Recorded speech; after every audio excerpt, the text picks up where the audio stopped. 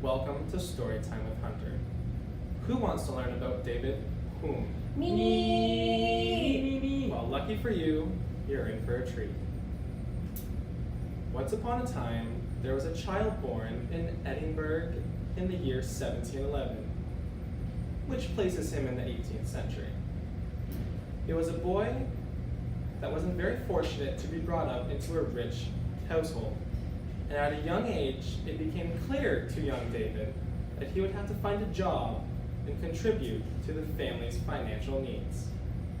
He found an interest in books. And after many failed attempts at finding a job, he found himself at a bookshop selling them. He became a writer, but he wasn't able to make a profit off his literature because he found that he wasn't writing to the correct audience. He began to teach himself to write in a more popular manner and later on became a huge success. As David grew older, he began to question the choices of people and had developed a few theories. One of which was that human nature influenced people to follow their feelings rather than reason, and he began to feel that if people could accept that and not deny it, they would be calmer and happier for it. David grew up in the age of reason, and though this always believed that feelings would trump rationality. People learn that they need to be as rational as possible, and still they couldn't be. David looked at people as just another kind of animal. He greatly felt that people needed to be as educated on feelings and as possible, and how to be more benevolent, more patient, and be more at ease with themselves.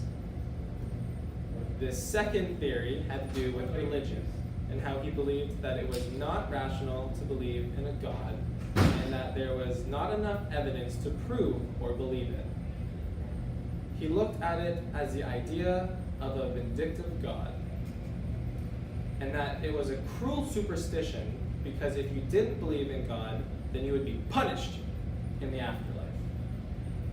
He didn't see religious beliefs as a product of reason, and to try and persuade someone to believe or not to believe with well put together arguments seemed silly.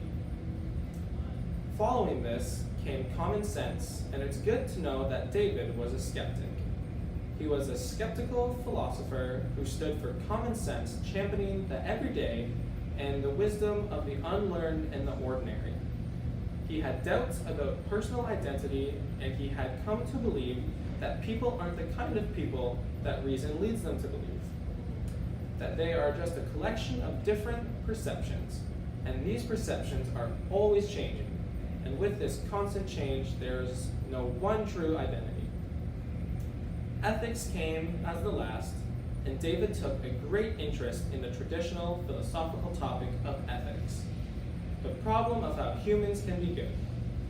He argued that morality isn't about having moral ideas, it's about having been trained from an early age in the art of decency through emotions, and that being good means getting into good habits. He was a great advocate of qualities like wit, good manners, and sympathy, because these are the things that make people nice to be around outside the basic want to be and do good. David's philosophy always became an attempt to answer a basic personal question. What is a good life? He wanted to know how his own character and that of those around him could be influenced for the best. And oddly, for a philosopher, he didn't feel that the traditional practice of philosophy could really help.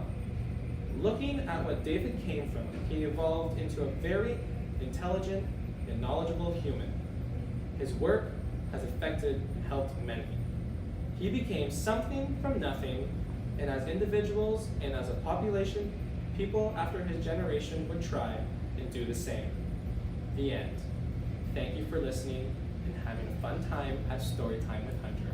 Yay! Another one! Yay!